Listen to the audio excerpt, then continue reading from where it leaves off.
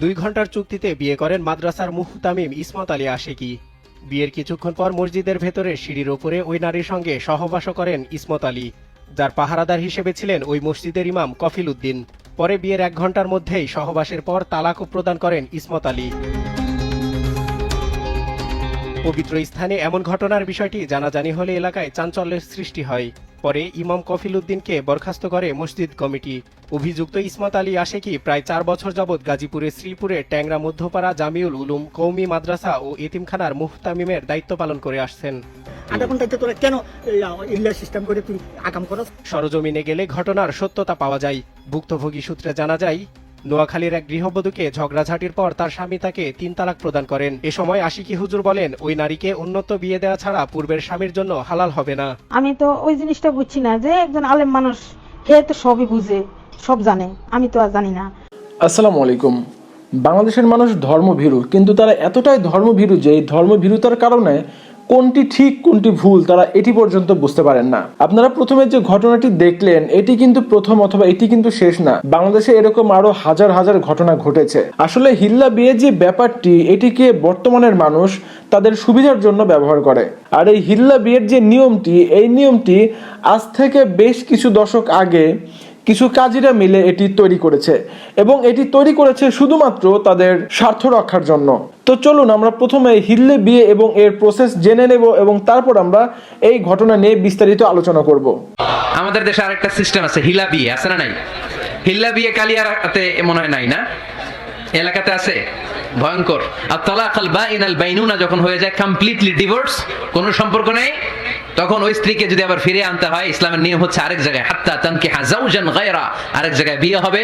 Normal প্রসেসে কোনো কারণে তাদের ডিভোর্স হবে, তখন আগের স্বামী স্ত্রীকে আনতে পারবে।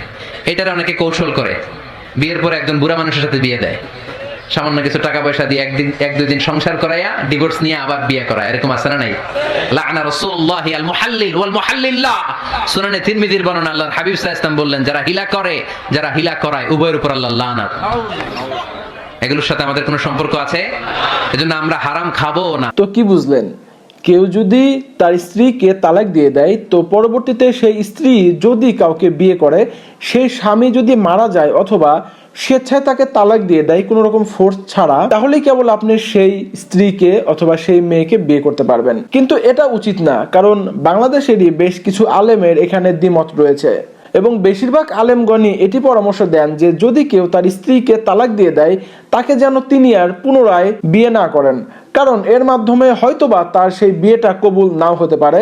আর একজন ইমানদার সবসময় তার আখিরাত নিয়ে চিন্তা করবে, কারণ আপনি দুনিয়ার বুকে যদি এমন কোনো বিয়ে করেন যে বিয়েটি আপনার জন্য কবুল হবে না, তাহলে কিন্তু আপনি সারা জীবন জিনার মধ্যে লিপ্ত থাকবেন, এবং অবশেষে আপনি এই দুনিয়া থেকে জিনার গুনাহ নিয়েই কবরে চলে যাবেন। আর কবরে যাওয়ার পর আপনার অবস্থা কি হবে সেটা বুঝতেই পারছেন।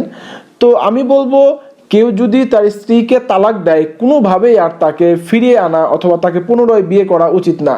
যদি আপনার স্ত্রীর প্রতি খুব বেশি ভালোবাসা থাকে, তাহলে আপনি তাকে ভালো একটি ছেলে দেখে বিয়ে দিয়ে দিতে পারেন, এটি বুদ্ধিমানের কাজ হবে। তো যাই হোক, এখন আসি এই ঘটনার দিকে। আসলে এই ইমাম যে কাজটি করেছে এটি সবচেয়ে নিকৃষ্টতম কাজ, আর এই কাজগুলো জাহেলিয়াতের যুগে হতো, কিন্তু বর্তমানে কিছু মানুষ তাদের স্বার্থের জন্য এই কাজগুলো করে আসছে। তো এটি অবশ্যই সবচেয়ে নিকৃষ্টতম একটি কাজ। আর যে মহিলার সাথে এই কাজটি হয়েছে, আমি বলবো এই মহিলারও এখানে কিছুটা দোষ রয়েছে, কারণ মসজিদ অবশ্যই পবিত্র জায়গা, এবং মসজিদের মধ্যে যদি তার স্বামীও তার সাথে একান্তে সময় কাটাতে চায়, সেটিও কিন্তু কোনোভাবেই বৈধ নয়, এবং এই কাজটি কোনোভাবেই জায়েজ হবে না। তো যাই হোক, সর্বশেষ একটি কথা, সেটি হচ্ছে যে যারা আসলে হিল্লা বিয়ে বিশ্বাস করেন অথবা মনে করেন যে হিল্লা বিয়ে আসলেই জায়েজ, তো তারা এখনই সাবধান হয়ে যান, কারণ হিল্লা বিয়ের যে প্রসেসটি, এটি বাংলাদেশের মানুষ কোনোভাবেই পুরোপুরি মানতে পারে না। আর এর মাধ্যমে এরকম কিছু হুজুরদের সীমিত সময়ের জন্য কিছু লাভ হয়।